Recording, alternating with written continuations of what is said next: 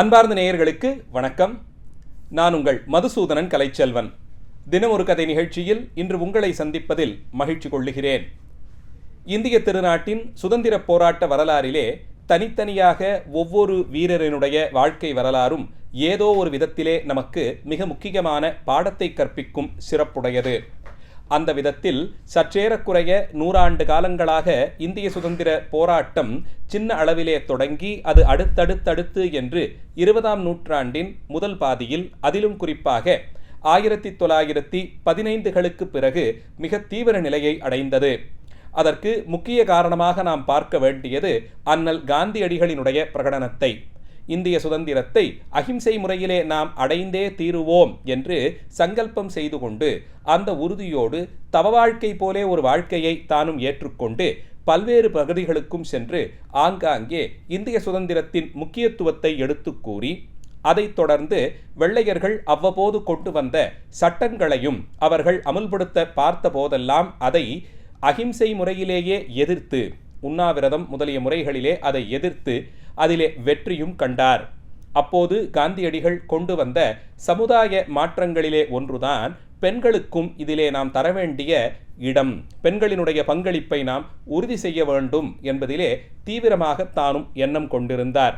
அதற்கு காரணம், இந்தியாவிலே மிக நெடுங்காலமாகவே 12 காலமாகவே சமுதாய சூழலில் ஆண்களும் பெண்களும் ஒரு அளவிலே இணைந்தே செயலாற்றக்கூடிய ஒரு சூழல், அதிலும் குறிப்பாக பிற்படுத்தப்பட்ட மற்றும் பொருளாதார ரீதியாக அடித்தட்டு மக்கள் இது போன்ற பேதங்கள் இல்லாமல், ஆண் பெண் என்ற வித்தியாசம் இல்லாமல் எல்லோருமே அவரவர்களுக்கான தேவைகளுக்கு உழைத்து பொருளீட்ட வேண்டிய ஒரு நிலையிலே இருந்தார்கள். அந்த பகுதியைச் சேர்ந்தவர்கள், அந்த பாதியிலே இருந்தவர்கள் எண்ணிக்கையிலும் அதிகமாக இருந்தபடியால் பெண்களுக்கு இந்த சுதந்திர போராட்டத்திலே இடத்தை உறுதி செய்து கொள்ள வேண்டும் என்று தீவிரமாக ஆர்வம் காட்டி வந்தார். அதற்கு ஒரு முன்மாதிரியாக தானே இருக்கும்படியாய் அன்னை கஸ்தூரிபா காந்தி அவர்களை இந்திய சுதந்திர போராட்டத்தின் பல்வேறு போராட்டக் களங்களிலே தனியாகவும் தன்னோடு இணைந்துமாக போராட்டங்களை முன்னெடுப்பதற்கு வாய்ப்பையும் ஏற்படுத்தி கொடுத்தார். அன்னை கஸ்தூரிபா காந்தியினுடைய ஒரு உதாரணம், முன்னுதாரணமாக அந்த அம்மையார் பல்வேறு போராட்டங்களிலும் கலந்து கொண்ட போது அடுத்தடுத்த நிலைகளிலிருந்து ஏனைய தலைவர்களினுடைய மகள்கள் குறிப்பாக முக்கிய அளவிலே பங்கு கொள்ளத் தொடங்கினார்கள். அப்படி பங்கு கொண்டவர்களுக்குள்ளே முக்கிய தலைவியாக நாம் ஒருவரை பார்க்க வேண்டும் என்றால் அது சர்தார் வல்லபாய் பட்டேல் அவர்களுடைய மகளான மணிபென் பட்டேல் அம்மையாரைத்தான் சொல்லலாம். 1904ஆம் ஆண்டு ஏப்ரல் மாதம் இந்த அம்மையார் அப்போதைய மும்பை பிரசிடென்சி என்று அறியப்பட்ட ஒருங்கிணைந்த மும்பை மாகாணத்திலே பிறந்தார். அடுத்தடுத்த ஆண்டுகளில் தன்னுடைய கல்வி தேவைகளையெல்லாம் மும்பை பகுதிகளிலேயே முடித்து கொண்டார். சிறுவயதில் இவருடைய தந்தையார் சர்தார் வல்லபாய் பட்டேல் சுதந்திர போராட்ட செயல்களுக்காகவும் காங்கிரஸ் கட்சியினுடைய தேவைக்காகவும் தன்னுடைய நேரத்தை அதிகம் செலவழித்தபடியால் இந்த அம்மையாரை சிறுவயது முதல் எடுத்து வளர்த்ததிலே இந்த அம்மையாரின் மாமாவான விட்டல்தாஸ் பட்டேல் அவர்களினுடைய பங்களிப்பு முக்கியமானதாக கருதப்படுகிறது. தம்மை சூழ்ந்து நடந்தவைகள், பேசிய பேச்சு, இவைகளெல்லாம் இந்திய திருநாட்டின் சுதந்திரத்தை குறித்தே இருந்தபடியால் மிகச்சிறு வயதிலேயே பசுமரத்தாணி போலே இந்திய சுதந்திர வேட்கை அம்மையாரின் மனதிலே பதிந்திருக்க வேண்டும். இதையும் கடந்து அண்ணல் காந்தியடிகளினுடைய எழுத்துக்களாலும் பேச்சுக்களாலும் இந்த அம்மையார் ஈர்க்கப்பட்டார். அதனால் சுதந்திர போராட்டத்தில் தானும் கலந்து கொள்ள வேண்டும் என்று எண்ணம் பூண்டார். அதன்படி அம்மையார் பல போராட்டங்களிலும் தன்னுடைய இருப்பை உறுதி செய்து கொண்டு அங்கெல்லாம் சென்று போராடினார். கஸ்தூரிபா காந்தி அம்மையாரினுடைய உடல்நிலை சரியில்லாமல் போனபோது அந்த அம்மையாரோடு உடனிருந்து போராடுவதற்கு உரிமையையும் அம்மையார் ஒரு போராட்டத்தின் மூலமாகவே பெற்றார். அம்மையார் கலந்து கொண்ட போராட்டங்களிலே மிக முக்கியமானது 1924ஆம் ஆண்டு தொடங்கி இந்தியாவின் மேற்கு பகுதிகளிலே மழை பொய்த்து போனபடியால் இன்றைய குஜராத், மகாராஷ்டிரா, ராஜஸ்தான் மாநிலங்களிலே பஞ்சம் ஏற்பட்டிருந்த காலச்சூழலில் அங்கே இருந்த ஏழை விவசாயிகளுக்கு அவர்களுடைய விவசாயத்தை மேம்படுத்துவதற்கு என்ற போர்வையிலே பிரிட்டிஷ் அரசாங்கத்தார்கள் நிறைய கடனுதவியை வழங்கினார்கள். ஆனால் அந்த கடனுதவியை இவர்கள் திருப்பித் தர வேண்டும் என்றும் அதற்கான வட்டியை அவர்கள் உடனடியாக செலுத்த வேண்டும் என்று வற்புறுத்தப்பட்ட ஒரு கொடுங்கோல் சூழ்நிலை அங்கே நிலவியது. அப்போது பல கிராமங்களிலும் இருந்த ஆயிரக்கணக்கான விவசாயிகள் பெற்ற கடனையும் அதற்கான வட்டியையும் கட்ட முடியாத மிகவும் இக்கட்டான பொருளாதார சூழலிலே மாட்டிக்கொண்டார்கள். பட்டகாலிலேயே படும் என்று சொல்வது போலே ஏற்கனவே இவர்கள் கொண்டிருந்த கடனை கொடுக்க முடியாமல் ஏதோ இருக்கும் நிலத்தை வைத்து பிழைத்து வந்த வேளையிலே இவர்கள் பொருளாதார குற்றவாளிகளாக அறிவிக்கப்பட்டு அவர்கள் வசமிருந்த நிலம், பொருட்கள், வீடு, ஆடு மாடுகளையெல்லாம் பிடுங்கிச் செல்வதற்காக தண்டனை நிமித்தமாக அவற்றை பறித்துச் செல்வதற்கு பிரிட்டிஷ் அரசாங்கம் ஆணை பிறப்பித்தது. இதை பார்த்து வெகுண்டெழுந்த அம்மையார் தாம் அந்த ஊர்களுக்கு சென்று தாமே மக்களிடையே இது குறித்த விழிப்புணர்ச்சியை ஏற்படுத்தி, நம்மை இவர்கள் அடித்து பிடுங்கி வயிறு வளர்த்து வருகிறார்கள், இவர்களுக்கு நாம் அடிபணிந்து போக வேண்டிய அவசியம் இல்லை, இவர்களுடைய கொடுங்கோல் ஆட்சியை முடிவுக்கு கொண்டு வர வேண்டும் என்றால் நாம் அத்தனை பேரும் ஒருங்கிணைந்து இதற்கு எதிராக குரல் கொடுக்க வேண்டும், அதனால் எல்லோரும் என்னோடு போராட வாருங்கள் என்று அழைப்பு விடுத்தார். அதிலேயும் குறிப்பாக அம்மையார் அந்த கிராம பகுதிகளிலே இருந்த வீட்டில் வாழ்ந்த பெண்களை தான் குறிவைத்து அவர்களும் இந்த போராட்டத்திலே அவசியம் கலந்து கொள்ள வேண்டும் என்று வற்புறுத்தினார். சமுதாயத்தின் விளிம்பு நிலையிலே இருந்த பெண்கள் இதுபோலே போராட்டம் என்ற பெயரில் வீதிகளிலே எதிர்ப்பு குரலை பதிவு செய்து கொண்டு ஊர்கோலமாக செல்வதெல்லாம் விரும்பாதவர்களாக, பழக்கமில்லாதவர்களாக இருந்தவர்களிடையே இந்த அம்மையாரினுடைய பேச்சும் நடவடிக்கையும் தெளிவும் ஒருவித விழிப்புணர்ச்சியை ஏற்படுத்தியது. ராஜ்கோட், பர்தோலி போன்ற பகுதிகளிலே ஏற்பட்ட கலகங்களிலெல்லாம் அந்தந்த பகுதியைச் சேர்ந்த பெண்களை முன்னிறுத்தி இந்த அம்மையார் தலைமையிலே போராட்டங்கள் தொடங்கின. ஒரு அளவிலே அந்த பிரதேசங்களிலே நடந்த எழுச்சிகளில் ஆண்களை விடவும் பெண்கள் அதிக அளவிலே கலந்து கொண்டார்கள் என்று சொல்லும் அளவிற்கு சமுதாயத்தின் பிற்படுத்தப்பட்ட மக்களுக்கிடையே பெண்களிடையே ஒரு விழிப்புணர்ச்சியை ஏற்படுத்தியதில் இந்த அம்மையாரினுடைய பங்களிப்பு போற்றத்தக்கதாக இருக்கிறது. பெண்களை கொண்டுதான் வீடுகளிலே நாம் மாற்றங்களை கொண்டு வர முடியும். ஒவ்வொரு வீட்டிலும் மாற்றங்கள் ஏற்பட்டால்தான் அது ஒரு கூட்டு முயற்சியாக தொடங்கி அந்தந்த தெருக்களிலும் சமுதாய அளவிலேயும் இந்த மாற்றம் ஆங்காங்கே நடைபெறத் தொடங்கும். ஒவ்வொரு பகுதியிலும் இருந்த இதுபோன்ற சிறிய அளவிலான அமைப்புகளிலே மாற்றங்கள் ஏற்பட்டால் அது ஒருங்கிணைந்த பெரும் சக்தியாக உருவெடுத்து இந்திய திருநாட்டையே ஒரு முன்மாதிரி நாடாக ஆக்கக்கூடிய வலிமை இதற்கு உண்டு. அதனால் வீட்டில் இருக்கும் பெண்கள் இந்த போராட்டங்களிலே அவசியம் கலந்து கொள்ள வேண்டும் என்று அம்மையார் கருதினார். அதற்கு தகுதியாக வாய்ப்புகளும் வந்தன என்றே சொல்லலாம்.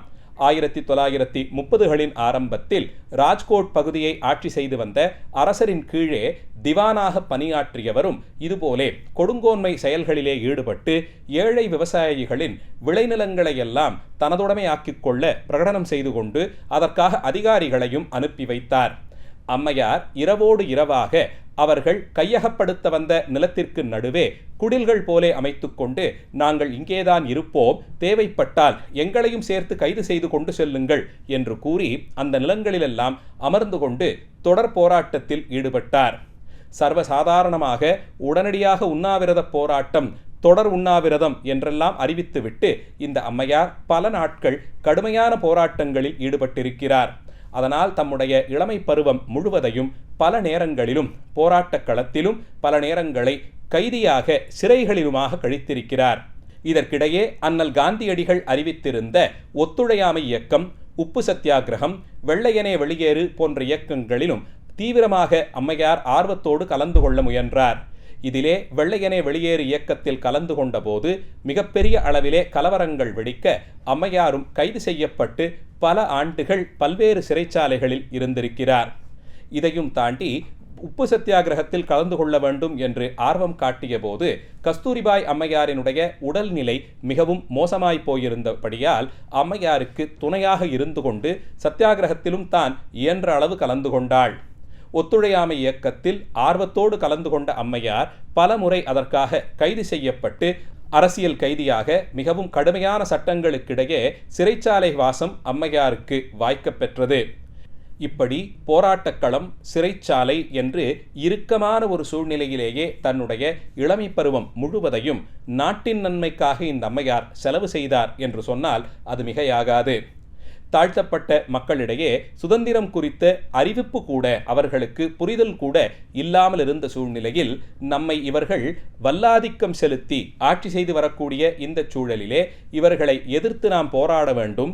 அதற்கு தகுதியாக நீங்களும் சேர்ந்து இந்த போராட்ட களத்திலே கலந்து கொள்ள வேண்டும் என்று அறிவிப்பு இந்த மக்களிடையே ஒரு பெரிய மாற்றத்தை ஏற்படுத்தியது. இந்த பணியிலே கிராமமாக சென்று ஆங்காங்கே இருக்கக்கூடிய ஏழை எளிய மக்களிடையே அமர்ந்து அவர்களை எல்லாம் ஒன்றாக கூட்டி அம்மையார் பேசியது ஒரு மாற்றத்தை சமுதாய அளவிலேயே விதைத்தது என்று சொல்லலாம். கஸ்தூரிபாய் அம்மையார் எப்படி பெண்கள் போராட்ட களங்களிலே இயங்குவதற்கு முன்னுதாரணமாக இருந்தாரோ, அதேபோல் சர்தார் வல்லபாய் பட்டேலினுடைய மகளாரான மணிபென் அம்மையாரினுடைய பங்களிப்பும் பாராட்டத்தக்க விதத்திலே அமைந்திருக்கிறது. இந்திய திருநாடு சுதந்திரமடைவதற்கு சற்று முன்பாக தொடர்ந்து பல்வேறு போராட்டங்களிலே கலந்து கொள்ளபடியால் சர்தார் வல்லபாய் பட்டேல் அவர்களுடைய உடல்நிலை அவ்வப்போது பின்னடைவு ஏற்பட அதிலே தந்தையாருக்கு உடனிருந்து பணிவிடைகளையும் சேர்த்து பார்த்து கொள்ள வேண்டிய ஒரு அவசியம் அம்மையாருக்கு ஏற்பட்டது. அம்மையாரினுடைய கல்லூரி படிப்பும் கூட காந்தியடிகள் அகமதாபாத் நகரத்திலே ஏற்படுத்தி வைத்திருந்த ராஷ்டிரிய வித்யாபீடத்தில்தான் நடந்தது. அதனால் காந்தியடிகளினுடைய கொள்கைகளில் மிகப்பெரிய ஈடுபாடு கொண்டவளாக அம்மையார் விளங்கினாள். அதனால் தான் காந்தியடிகள் செய்த பிரகடனத்தின்படி தன் வாழ்நாளின் இறுதி வரையிலும் தொடர்ந்து காதி உடையை மட்டுமே பயன்படுத்துவதை வழக்கமாக கொண்டிருந்தார். போராட்ட களத்திலும் கூட தனக்கும் தன் தந்தைக்கும் காதி உடை கிடைப்பதை உறுதி செய்து கொண்டு எப்போதும் காதி உடை அணிந்தே காட்சி தந்தார். அதேபோல் ரயில் பிரயாணம் செய்யும் போதெல்லாம் ரயில் பிரயாணத்திலே இருக்கக்கூடிய வகைப்படுத்தப்பட்ட பெட்டிகளில் 3ஆம் தரமாக அறியப்பட்ட பெட்டிகளில் மட்டுமே தான் பயணம் செய்வதை விதி போலே கடைபிடித்து வந்தார். சுதந்திர இந்தியாவில் பல்வேறு அரசியல் தலைவர்களினுடைய பங்களிப்பையும் எப்படி நாம் ஒருங்கிணைத்து இந்திய வளர்ச்சிக்கானதாக பார்க்கிறோமோ, அதேபோல் அம்மையாரும் குஜராத் மாநில அளவிலான காங்கிரஸிலும் அதைத் தொடர்ந்து தேசிய காங்கிரஸிலும் பண்டிட் ஜவஹர்லால் நேரு அவர்களினுடைய அறிவுரையின்படி பல்வேறு பதவிகளிலே இருந்திருக்கிறார். பதவிகளில் தாம் பங்காற்றிய காலமெல்லாம் மிகவும் எளிமையான ஒரு வாழ்க்கையை வாழ்வதும், அந்த எளிமையை முன்னுதாரணம் போலே மக்களிடையே கொண்டு சேர்ப்பதும் மக்கள் பணி, அதிலும் குறிப்பாக ஏழை எளிய மக்கள், பிற்படுத்தப்பட்ட மக்களுக்கான வசதிகளை செய்து கொடுப்பது என்று தமக்கு கிடைத்த அரசியல் வாய்ப்பையும் கூட மக்கள் நலனிலேயே முழுவதுமாக செலவு செய்தார் இந்த அம்மையார். தம்முடைய அரசியல் வாழ்க்கையை மிகவும் எளிமையானதாகவும் எல்லோரும் அறிந்து கொள்ளக்கூடியதாக எந்தவிதமான ஒளிவு மறைவும் இல்லாததாக பார்த்து கொண்டார். இப்படி வாழ்ந்த அந்த அம்மையாரின் வாழ்க்கையாலே பலதரப்பு மக்களும் பயனடைந்தார்கள் என்றே சொல்லலாம். இதையும் கடந்து பல்வேறு தனியார் நிறுவனங்கள், தொண்டு நிறுவனங்களிலே அம்மையார் தொடர்ந்து செயலாற்றி வந்தார். அந்தந்த நிறுவனங்களினுடைய கொள்கையிலே அம்மையாருக்கு ஈடுபாடு இருக்குமாயின் அவர்களோடு சேர்ந்து பணியாற்றுவதை அம்மையார் விரும்பி வந்தார். இப்படி எந்தவிதமான ஓய்வும் இல்லாமல் தம்முடைய இளமை பருவத்திலிருந்து தொடங்கிய நாட்டு மக்களுக்கான சேவை, நாட்டு மக்களினுடைய முன்னேற்றத்திற்கான திட்டங்களை வரையறை செய்வது, அதற்காக பணியாற்றுவது என்று தொடர்ந்த வாழ்க்கை பல்வேறு போராட்டங்களுக்கிடையேயும் சிறைவாசங்களுக்கிடையேயும் தியாக சின்னமாகவே வாழ்ந்து 1990ஆம் ஆண்டு வாக்கிலே அம்மையார் இறைவனடி சேர்ந்தார். அம்மையாரின் நினைவை போற்றும் விதமாக அம்மையாரின் குஜராத் வாசத்திலே அம்மையார் எழுதிய செய்திகள், கட்டுரைகள் எல்லாம் பல மொழிகளிலே மொழிபெயர்க்கப்பட்டு அச்சிட்டு வெளியாகியும் உள்ளது. பிறந்த ஒரு பிறவியிலே நாம் வாழக்கூடிய வாழ்க்கையில் நமக்கு எந்த அளவிலே முக்கியத்துவம் தந்தோம், நான் எனது என்ற எண்ணமே தோன்றாமல் ஏனையவர்கள் மக்கள் நலம், சமுதாய முன்னேற்றம் என்ற அளவிலே எப்படி இயங்கினோம் என்பதற்கு அம்மையார் ஒருவித உதாரணம் போலே வாழ்ந்து மறைந்தார். லட்சிய பெண்மணிகளின் வரிசையிலே 20ஆம் நூற்றாண்டு இந்திய வரலாற்றில் முக்கிய இடத்தில் வைத்து கொண்டாடக்கூடியவளான மணிபென் பட்டேல் அம்மையாரின் வாழ்க்கை வரலாற்று சுருக்கத்தை இன்றைய நிகழ்ச்சியிலே பார்த்தோம். நாளைய தினம் மீண்டும் ஒரு செய்தியோடு உங்களை சந்திக்கிறேன். நன்றி, வணக்கம்.